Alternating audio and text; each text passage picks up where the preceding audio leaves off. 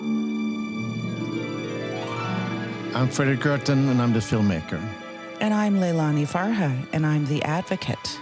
Hello, advocates. This is Pushback Talk, and this is our, the way of us keeping alive, putting words to each other, and we call it word food. Let's play with words, Leilani. Ready? Always ready, Fredrik. Wall Street. Oh. I thought you were going to say walleye, which is a kind of fish. Wall Street. Wall Street. Wall Street. Well, Wall Street. Of course, I've had to become somehow intimate with the actors on Wall Street, especially those that engage in the housing world. And, actors like BlackRock, Blackstone, others as well, Invitation Homes. There's many, many others. Yeah, and for me, a lot of them are not the good guys. Most of them are not the good guys. And that's because they're wreaking havoc with people's lives by making their homes unaffordable, by evicting them from their homes, by buying up homes that they will then rent at really exorbitant prices that no one can afford. So, Wall Street. But it seems like the system of the stock markets that in the beginning was meant to, how do we find money to build companies and so on, has it's turned around to be something that is more exploiting companies, taking out wealth from companies and sending it on to shareholders. And this, especially when we're talking about people's homes, it becomes extra complicated, I would say. So maybe, are we seeing the end of this kind of way of capitalism? This extreme, can you see it coming to an end? Well, because it's obviously, Yeah, I think it's mixed. They continue to play a huge role, an extractive role is what you were talking about, extracting wealth from different places and lining their own bank accounts with more zeros, as you would say. But there's some interesting movement, let's say. So President Trump said a few days ago that he would like to introduce legislation through Congress that would prohibit private equity from purchasing single-family homes anymore in the United States. And he said, people live in homes, not corporations, or something like that. For someone like me, startling. That's your message, getting all the way to... I know, the guy I made we don't like. Yeah, exactly. Well, it's very complicated for me. And we wait to see. And if he was a real friend of people and really wanted to curb this, it wouldn't just be single-family homes. He would prohibit their purchase of apartment buildings, their purchase of mobile homes, those, the most affordable homes. So we'll leave that. But it's a move. But right? when he said it had an impact on Wall Street, didn't it? Immediately, I think Blackstone's shareholder value went down by, 6 or 9%, something like that. I think 5.6%. 5.6%. There we go. Yeah, so it's a sizable drop. January 7th. It's kind of interesting that because when Blackstone entered into the housing market, 2012, after the global financial crisis, they bought packages of homes from the banks. Unfortunately, it was during Obama, they found a way to save the banks and they sold like 1 million houses in one package. So if you were a homeowner, you couldn't buy your own home. You have to buy 1 million homes. So they kind of opened the door for actors like Blackstone who were sitting on a lot of money. And so that's how they propelled into the world of homes. And Jesus, in very short time, they have totally destroyed the living conditions from people in cities all over the world. And not even in cities, because it grows out in wider and wider circles where everything is getting more expensive. And it's like an extortion of everybody's work because everybody have to work more to pay them. It's like it's the new tax authority. Is these guys who invested to bought all our homes. So that's why I'm interested in Wall Street, because there is something with the value of these homes, the value put on top of the buildings, that is not really reflected in the cost of building them or running them. So at some point it must fall. One would hope. One would hope. I don't know. And, and there will be such huge pushback because so much wealth is tied. You know, they say tied to residential real estate in particular, and the value, the fake value that now attaches to residential real estate. They say that 2/3, I think, of all wealth is stored in real estate. So there's a lot at stake for real estate values to come down, a lot at stake. Yeah. So it's not, I mean, we could describe capitalism as something very productive. You gather money so you can produce stuff and make good stuff for humanity. But this sector of capitalism isn't very productive because it's also cost other businesses a lot. They also have to work harder to pay for the rents and to the interest rate to the people who own their buildings and their facilities, their land. So it is kind of, I mean, in some way there should be like a union of other businesses against these guys. That's really interesting, actually. I hadn't thought of that before and hadn't heard of that before, but absolutely. And interesting.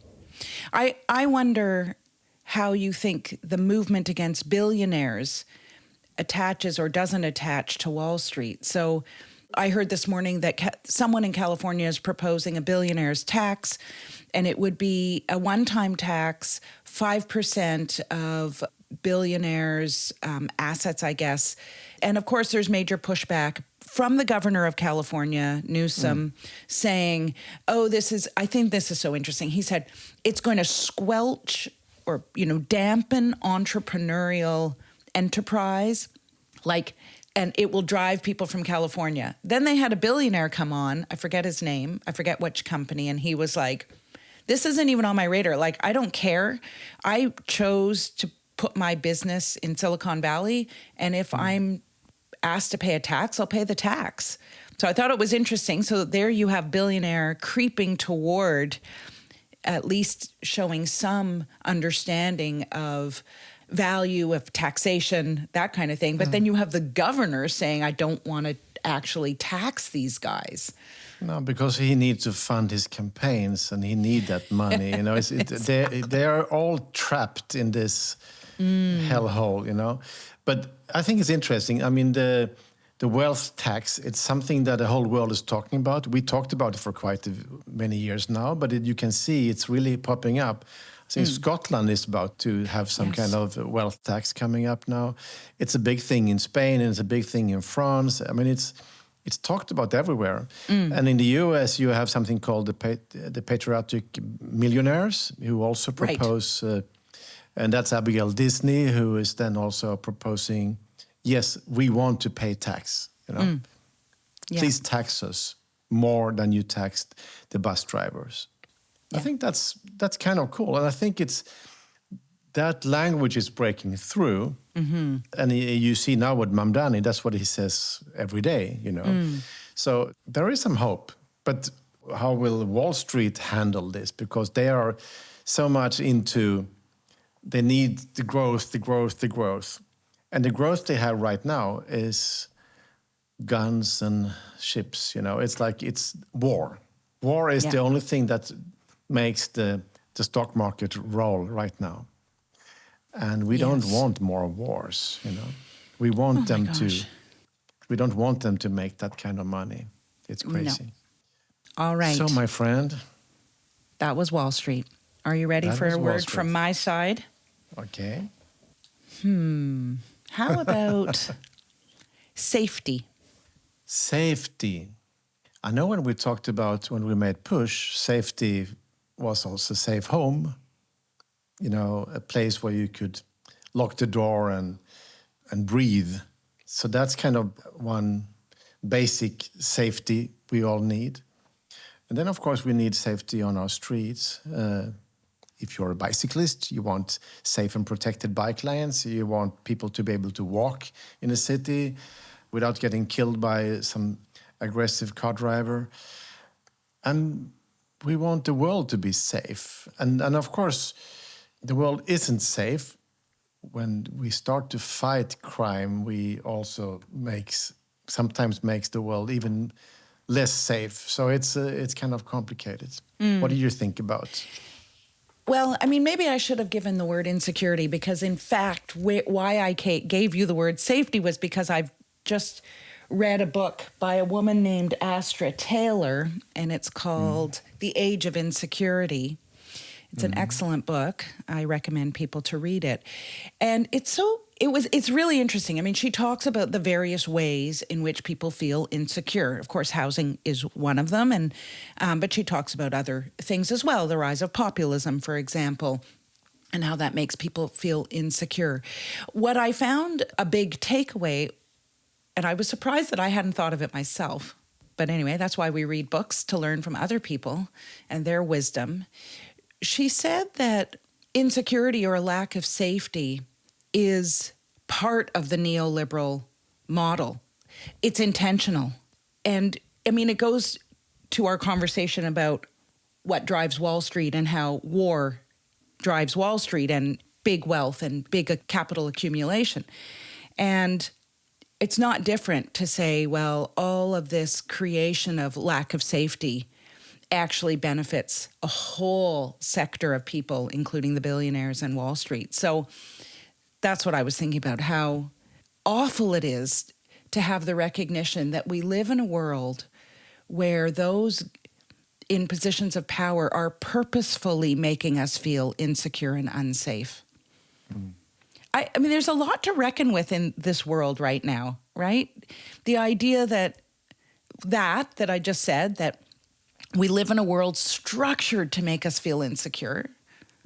We live in a world where international law, human rights has been abandoned.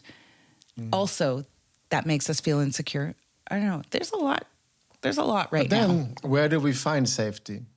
And then we have to go back and look around us to our community. And Absolutely. what we see now in the US is like the communities rising up, and working together. And I think that's the feeling of, and I can also think in Iran, the feeling of walking together with thousands of people on the streets, even if it's really dangerous, the feeling is also with my friends, I'm safe. It's like the emotional thing of, okay, this is horrible. We're up against some really dangerous bastards. But with my friends, with my community, I feel safe. And I think that's, again, what you talked about the donut economy last week, but this is, again, the community.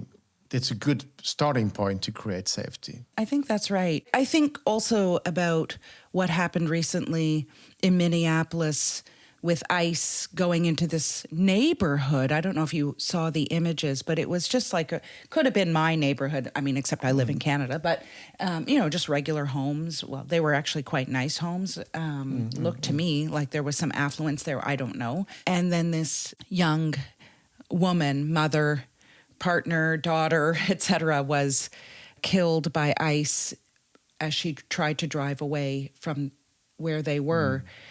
And there were a group of people who were protesting ICE, and I wondered if she felt sort of secure, safe in exercising her democratic right to protest against them with others, and then to just be so unsafe in that moment. In any event, I do take your point. I mean, when I start feeling like I'm floating around and feeling a little insecure and unsafe, I do look to my friends, my neighbors, my allies. You even call me sometimes. I do. So let's be friends and let's fight the evil forces together. Okay. hand in hand, you and me. Okay, let's do that. Leilani. I mean, your husband doesn't care because he only loves donuts anyway. So He's being maligned. Poor David, being maligned. See you next week, Fredrik. See you, Leilani. And to friends, if you want to support the podcast, send us some money on Patreon. It's not bad. Patreon.com, Pushback Talks. See you. See you. Pushback Talks is produced by WG Film. To support the podcast, become a patron by going to patreon.com/pushbacktalks. Follow us on social media at make_the_shift and push_the_film. Or check out our websites, maketheshift.org, pushthefilm.com, or breakingsocialfilm.com.